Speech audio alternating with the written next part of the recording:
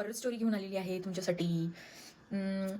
मी हे first hand experience केलेलं आहे की कोणाच्या तरी शरीरमध्ये कशी काय एक एंटिटी येऊ शकते. तर माझं लग्न झाल्यानंतर इथे एक आजी आहेत, ज्या 104 इयर्सच्या आहेत आणि त्या लिटरली म्हणजे त्यांना जेव्हापासून आठवते त्यावेळेपासून त्या बालाजीच्या भक्त आहेत. तर त्यांच्या घरामध्ये भरपूर मोठी प्रतिमा आहे, फोटो आहेत बालाजींचा आणि त्या अशा एक्झॉर्सिझम कंडक्ट करतात त्यांच्या इथे.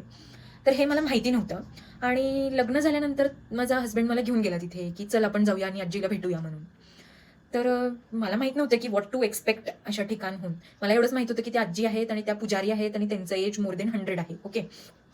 आणि आम्ही तिथे गेलो फॉर द फर्स्ट टाईम आणि मला असं फार होतं की हे असं काही नसतं आणि भूत वगैरे काही नसतं किंवा मी कधी असं डोळ्यांनी पाहिलं नाही आहे. पण ज्या वेळेला त्यांच्या मंदिरात गेलो आम्ही, म्हणजे घर आहे आणि घरातून आत गेलो की मंदिर आहे. मी फोटोसुद्धा इन्सर्ट करेन त्यांचा.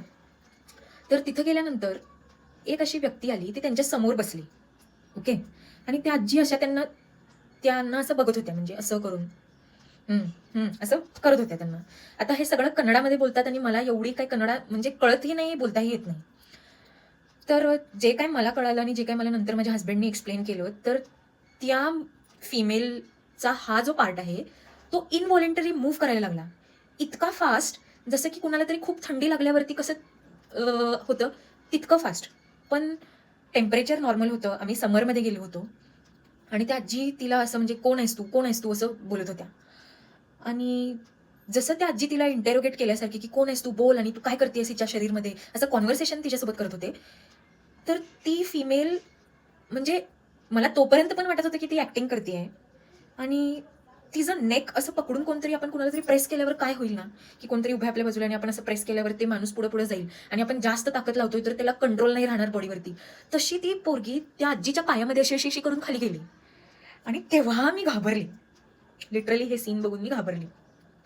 बट नंतर म्हणजे त्या आजीने तिला सांगितलं, की "तू जा इथून" आणि त्या मुलीला त्यांच्याकडे ठेवलं आणि 3 दिवस त्यांची जी काही प्रोसिजर आहे ती केली आणि मग फायनली ती मुलगी रिलीव्हड होती.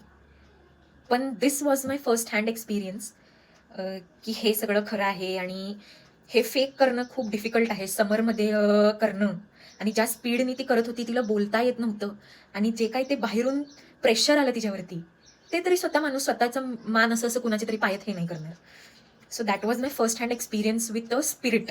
तर तुम्ही खाली कमेंट सेक्शनमध्ये सांगा मला तुम्हाला काय वाटतं ही स्टोरी ऐकून. चला तर भेटूया नेक्स्ट व्हिडिओमध्ये. बाय.